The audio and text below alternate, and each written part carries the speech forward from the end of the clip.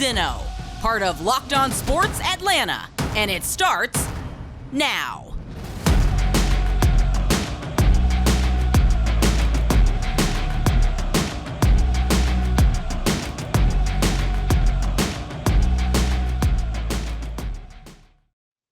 And welcome into another A to Z. John Michaels in for Mark Zinno once again, and hope you guys are having a great Tuesday, or what is today? Wednesday, I guess. With the holidays, my days get a little bit mixed up, but I hope you guys are having a great Wednesday afternoon here in the ATL. It is time for Locked On ATL, the podcast here, as we've got a lot to dive into. Breaking news literally just a little while ago that we'll dive into as to why the Atlanta Falcons are now clearly the worst team in the NFC South. We're going to dive into some conversation around college football, as I do each and every day. What's going on as we get ready for SEC Media Days and some of the things to look forward to there. We'll also talk about how Dansby Swanson potentially could be pricing his way right on out of Atlanta.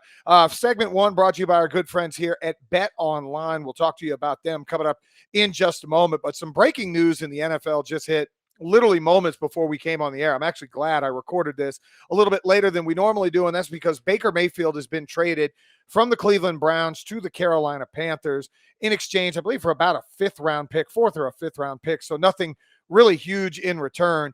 And to me, it signifies clearly the Falcons are now third. And I think we went through the other day. Tampa and New Orleans are kind of the two front runners. It's Tampa, and then it's New Orleans. Maybe it's a wild card team. Carolina, team that didn't really have any sort of direction at quarterback. Now you have Baker Mayfield. And the key thing for this whole deal was the fact that you had money being split. Cleveland's going to pay some money for him to go away. And this is where I wish, and I'm going to be fully behind Marcus Mariota and Desmond Ridder and those guys, and hope, that they really come out and have a good year this year for the Falcons, even if it costs them maybe picking second or third and they pick fifth. I'm all about winning football games. I know people will say, hey, we want to lose, we want to lose, we want to lose. That's a fan thing. I worked with the team for 10 years. I traveled with them. I will tell you, to a man on a 53-man roster, there was not a guy in that locker room that would ever say, hey, we want to lose a football game. So that was not going to happen. But when you look right now, realistically, where this football team is, when Carolina adds a Baker Mayfield, DJ Moore is better right now, currently, than any Falcon receiver on the roster. And we hope Drake London's going to be really good, but I don't know what he's going to give you in year number one. Christian McCaffrey is head and shoulders, when healthy, above any running back that the Falcons have on the roster. So barring injury, you'd have to assume that Christian McCaffrey is going to be good. Their offensive line equal or better than what the Falcons are going to trot out. Although I am one guy that is fairly positive that with Chris Lindstrom, Caleb McGarry, a guy who looks like he's in better shape, Jake Matthews, your stalwart at left tackle, that the two interior positions have to get better just based on the fact that they are playing together for a second year in a row in the same system. It needs to be either Matt Hennessy or Drew Dahlman. I don't need to see the crap that we saw a year ago when you had guys literally, rotating in and out of series, which just doesn't happen in the National Football League. And I think Jalen Mayfield, with some competition to be pushing him, whether it's Justin Schaefer or Georgia or some of the free agents that they added, I think the offensive line will be better. That being said, Carolina probably better on the offensive line. Carolina definitely better defensively. And we talked yesterday about really all the ills of the Atlanta Falcons, a team that you start thinking about 18 total sacks, didn't really take the football away. Outside of A.J. Terrell and Grady Jarrett, don't really have premier defensive players at any position. I say that to say Carolina now with Baker Mayfield is stabilized. Now, what do they do with Sam Darnold? Who knows? They gave up a bunch, I think a second, a fourth, and a sixth, and paying some money to Sam Darnold. I think this is the last year of his deal. Do you let him stick around and have an open competition? Whatever. It's Baker Mayfield's job as the former number one pick. And for Cleveland, as we kind of dovetail down into where this affects a little bit of everybody, my goodness, Cleveland better hope that the NFL does not suspend Deshaun Watson for the entire year, because if not, they've basically just given away a year. No disrespect to Jacoby Brissett, but he's not in that pantheon of quarterbacks that's going to get you into the playoffs. And that's a Cleveland team 2 years ago that's a very bad ruling. It's an NFL rule, but a rule that we don't necessarily agree with. A very bad ruling from beating Kansas City on their home field and going to the AFC Championship game with a chance to go to the Super Bowl a couple of seasons ago. Doesn't happen. Whatever. Cleveland's now hoping that Deshaun Watson only gets 6 or 8 games and potentially comes back. Again, this goes back to the Falcons and where they are at as a franchise and how disappointing it has to be this year. We'll continue the Falcons conversation, but a quick word from our good friends at betonline.net, your number one source for all your betting needs and sports info. If you want to place over-unders, you want to go in and bet on how many yards somebody like Marcus Mariota will throw for, how many yards Drake London is going to do, you could potentially do that right at betonline.net. The best spot for all your sports scores, podcasts, and news this season. You want to head to the website today or use your mobile device to learn more about the trends in action. Bet online where the game starts. I know I don't do a ton of gambling right now, not during baseball season. It's just too topsy-turvy. I guess if you're betting on the Braves, good for you because you're winning a bunch of money right now as that baseball team 25-7. We'll talk about them coming up in segment number 3 here on A to Z. But I want to go back to the Falcons for a second and not to be doom and gloom guy. And I think partly because you've heard me say I am always going to be the guy that cheers for this football team. I am always going to be the guy that is optimistic about the potential of this team being better. I think they have a chance on the O-line to be better. I think Kyle Pitts has the potential to put up better numbers, which will be nice because I need him to score some touchdowns this year after only getting in the end zone one time. Fascinating. We had a chance on 680 The Fan after Matt Ryan was traded to Indianapolis to talk with Matt about throwing touchdowns to Kyle Pitts. And the conversation we had, it was about the last game of the year. And apparently there was a play basically designed for Kyle Pitts to run, and it was just a quick flash route to the outside, and you get him the ball on like a 3-step drop, and it's there. Kyle Pitts lines up on the wrong side of this. Is Matt Ryan telling us. This isn't me making it up. Kyle Pitts lines up on the wrong side of the formation. Russell Gage goes, no, I'll run the route, knowing that he's potentially going to go catch a touchdown. Matt Ryan ends up throwing the touchdown to Russell Gage. So instead of Kyle Pitts having touchdown number 2, he only ends up with 1 on the year. Can that number increase to 6 or 7?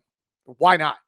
You have a huge bodied outside guy in Drake London. I think that has a potential really to work out well for him. You're going to get some double teams for Drake London. They've added other size, whether it's the kid Brian Robinson that they traded for from the Las Vegas Raiders, another 6'3", big body.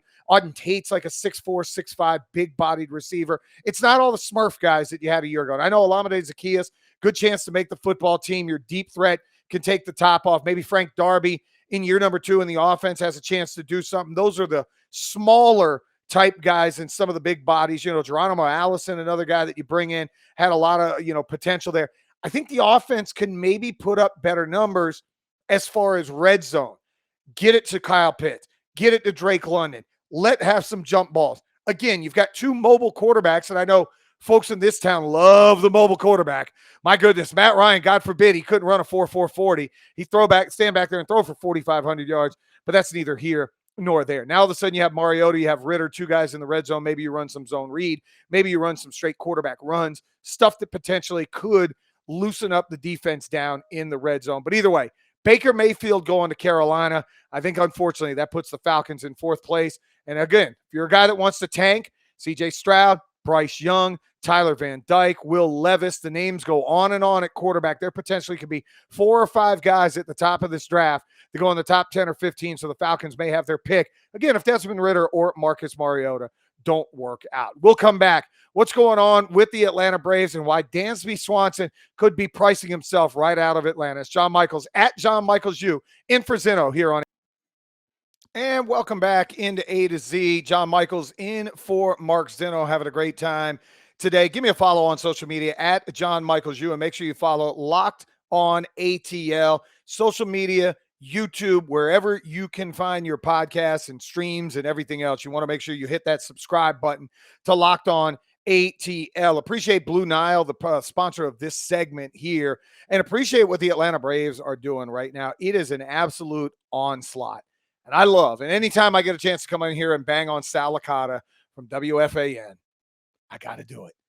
Bro, we're 2.5 back. It's called 680 The Fan. You called us 680 The Score. You said Chuck, whatever his name is. It's Chuck Oliver. Put some respect on the Atlanta Braves. Put some respect on the ATL, a team that's coming to catch your New York Mets. You're going to Met. You did it yesterday. Max Scherzer comes back, fires 11 strikeouts, brilliant baseball. You don't score a single doggone run. 0. 1-0. Sal Licata, our buddy. I use air quotes when I say that. He said, embarrassing. Give me a call. WFAN. Let's take some phone calls. Take it to the streets as we used to at 790 The Zone. But I talk about this for a moment because the Braves are on one of those kicks that really gets you into the mix of potentially being a deep World Series team again, a team that has a chance to be the first team since the Yankees in the early 2000s to repeat as World Series champions. And a big part of why is Dansby Swanson, the shortstop. Right now, second in all-star voting is Dansby Swanson, right behind Trey Turner. Probably will not make it as a starter, but I know Brian Snitker will do everything he can to put Dansby Swanson in. But I mentioned this, Dansby may be pricing himself right on out of Atlanta. So far, 2022, 302, 14 homers, 49 runs batted in, and an 860 OPS. This guy's flat out raking. 340 at home, 10 home runs at home, 34 RBIs at home. And we all know he is going to field his position as well as anybody in baseball. But he bet on himself to be a free agent this year. They went through the arbitration and all of this different mumbo jumbo with baseball. And I'll tell you why I think he's starting to price himself out of Atlanta. You think about this team and where they stand right now. There's some good options, and I kind of wanted to run through some of them. First base, you've made the long-term investment on Matt Olson. Traded away prospects, set a long-term contract in front of him. Younger than Freddie. He's going to be your first baseman 6, 7, 8 years, most likely. Ozzie Albies on a very, very team-friendly contract. Relatively speaking, he's your second baseman for the next couple of years. Austin Riley right now under team control, so you're not paying him an inordinate amount of money. You've got a guy that you really pay what you want at his level, and there's going to be a time where Austin Riley comes due. Ronald Acuna becomes fascinating. Signed an early contract over $100 million. Sounds great to me and you and everybody else in the car. But when he looks around and sees Juan Soto potentially getting $400 million and some of these other guys that have already cracked the $300 million mark, I think there's a time when Ronald Acuna becomes disgruntled. Not today, maybe not tomorrow, but there's a time he's going to want more cash. That's something Alex Anthopoulos and Liberty Media will have to deal with somewhere down the road. Michael Harris, you hope, starting center fielder for the next 8 or 9 years. This is a dude potentially you've got locked up for a while. Again, team control. You don't have to pay him a ton of money. Great. Left field, there's sort of a log jam. It's Adam Duvall, 1-year deal, $9 million. That'll come off this year. Eddie Rosario, you re-sign him in the offseason. I think you have 2 years left on the deal after this year. Not killer money. And the same thing with Marcell Ozuna. You'll have 2 more years left on his deal. So you're good when you start to look at them. And I'll even throw Travis d'Arnaud in there. You've got a young replacement whenever d'Arnaud doesn't come back in William Contreras, who, by the way, is going to be your starting DH most likely in the All-Star game as Bryce Harper dealing with a broken thumb. But could Dansby Swanson be playing himself out of a contract with the Atlanta Braves? And the reason I say that, and I brought this up, and I wanted to bring it to the airwaves here on Locked On ATL. Here's your top paid shortstops in baseball on average salary. Carlos Correa, he's getting $35 million. Now, Dansby's not as good as Carlos Correa. No knock. He's not quite there. Francisco Lindor, maybe a hair's buyer's remorse of the New York Mets, but he's getting $34.1 million. Corey Seager, who just signed a huge deal in the offseason, $33 million annually from the Texas Rangers. So that's your top 3. That's the guys that are up here. Right below them is Trey Turner, who's going to be the starting shortstop. He's getting $21 million from the LA Dodgers. And I'm trying to look right now to see how much longer his contract. Matter of fact, he got a 1-year, $21 million deal for the Braves or from the Dodgers. So he's going to get more money. Xander Bogaerts, who's sitting there in 5th, signed a 6-year, $121 million deal a couple of years back with the Boston Red Sox. And then you have Javier Baez, who's got a $20 million a year deal. It was 6 years and $140 million extension. Right now he's making 20. It goes to 22 and then 25 over the life of the contract with the Detroit Tigers. Dansby's right in that mix with Bogaerts and Baez, probably a tick below Turner and Seager and Lindor and Correa. I asked Braves fans this. Is $25 million a year on this franchise's payroll doable? I'll give you my answer to why I think this potentially could be a problem after a word from our good friends at Blue Nile. At BlueNile.com, you can celebrate all of life's special moments, from creating the custom engagement ring of her dreams to gifting a classic and timeless jewelry piece, all at prices you won't find at a traditional jeweler. Make your moment sparkle with jewelry from BlueNile.com, and Locked On Sports listeners are going to get $50 off purchases, $500 or more. It's a podcast exclusive includes engagement if you use the Locked On code. Again, that's Locked On. Plus, every order is insured, ships for free, and arrives in discreet packaging that won't give away what's inside. You want to shop stress-free and find your forever peace? Go to BlueNile.com today. Great company right there is BlueNile.com. My answer is Dansby Swanson could be on the verge of pricing his way out of Atlanta. You think about this for a second, and you go through the Braves payroll, and you go through where they are. Right now, according to Spotrac, they are 9th in payroll across Major League Baseball, which is actually a tick up from where they were in the past. But you start to look at the multi-year salary breakdown of where things are.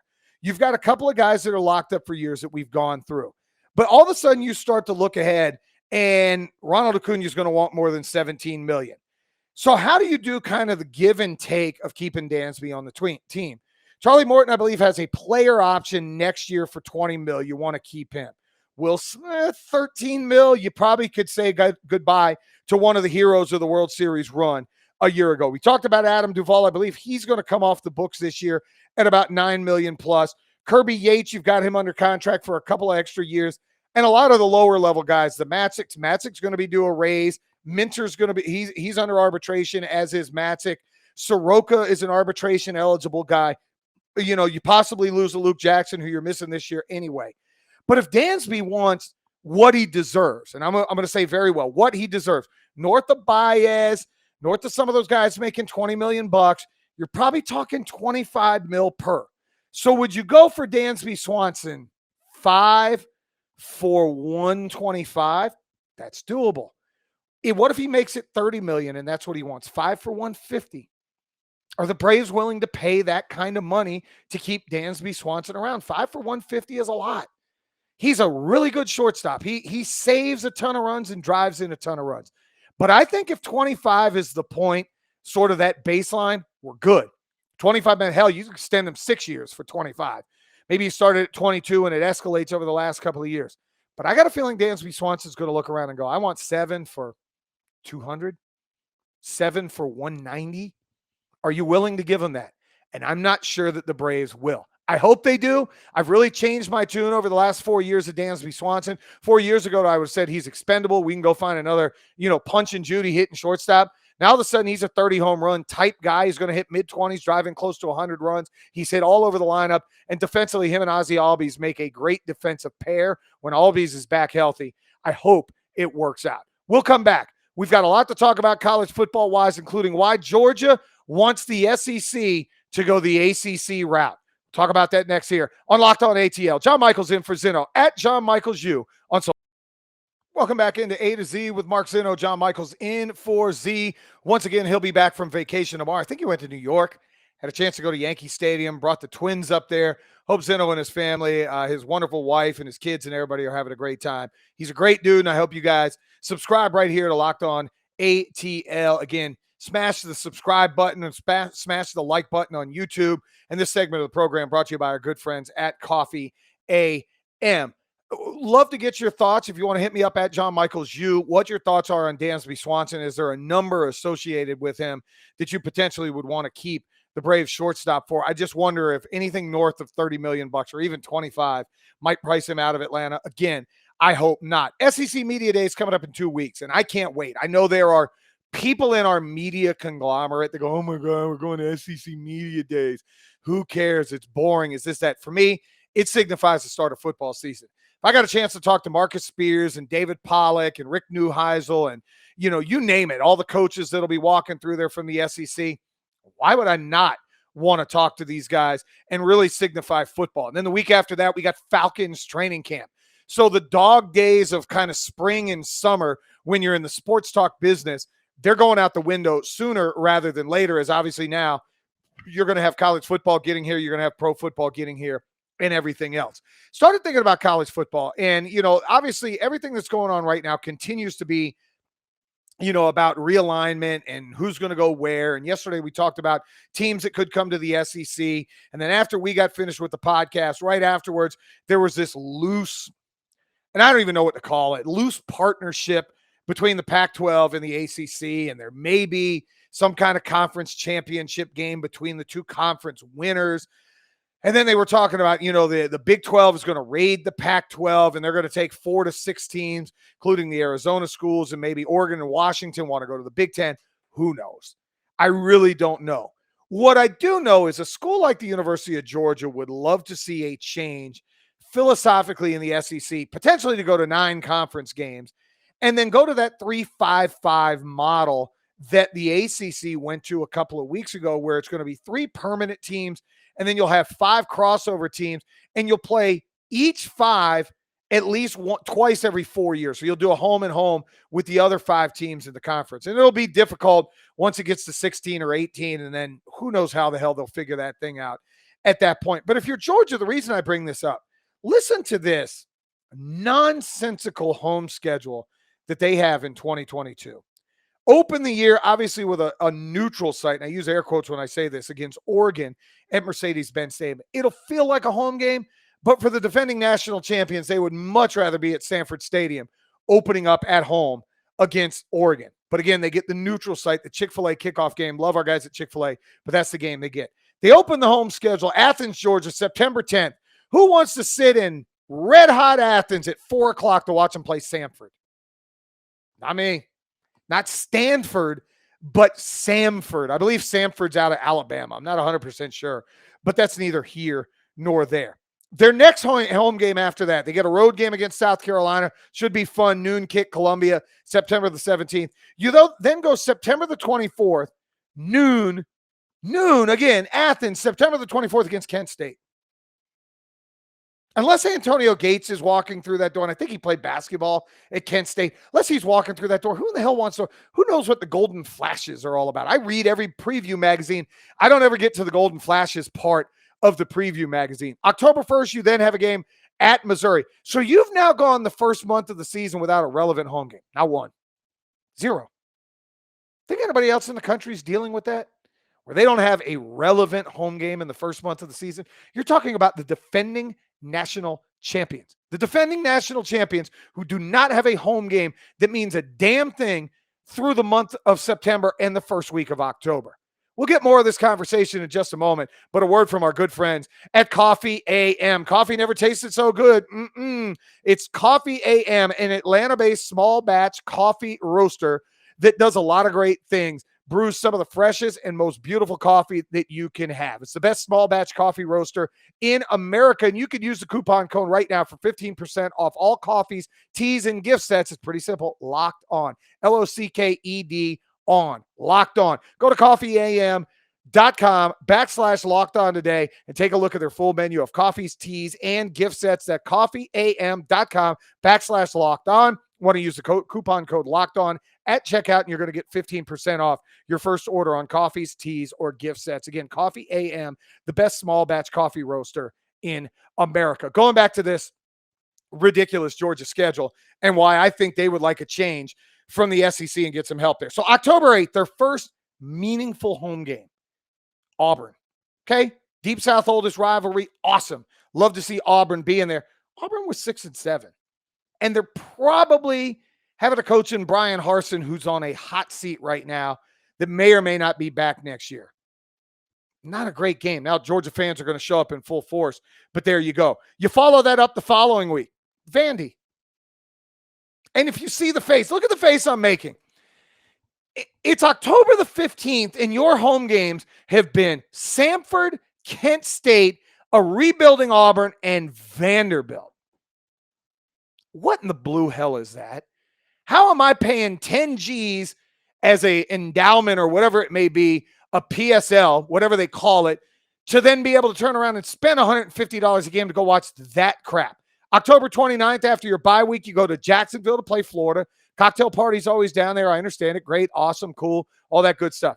November, we're already to November 5th, and then it's your best home game of the year. You get Tennessee, which if there's a team that I think has a chance on this schedule to upset Georgia, pace of play with Josh Heupel, Hendon Hooker, I think he threw 3 interceptions the entire year last year with 34 touchdowns. There's your, if it's an upset type game, that could be it. Then you have road game at Starkville, road game at Kentucky, and you finish the year against a really bad Georgia Tech team. You have one. one good home game. So imagine you're a season ticket holder. And I don't have season tickets to Georgia, so I have no earthly idea what they cost. But you're a season ticket holder, and you're trotting that out, and you're asking people to plop down hard-earned money in a time where money isn't coming that smooth. This is where I say the SEC, and a lot of this is not Georgia's fault.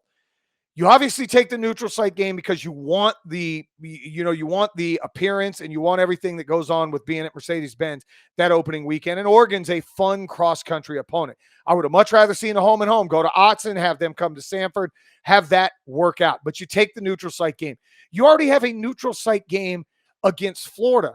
Well, because of the way the conference schedule plays out, your crossover games are Mississippi State this year. I get it. Mike Leach is fun. They throw the ball 6 million times. You struggled there a couple of years ago, but that's one of your crossovers.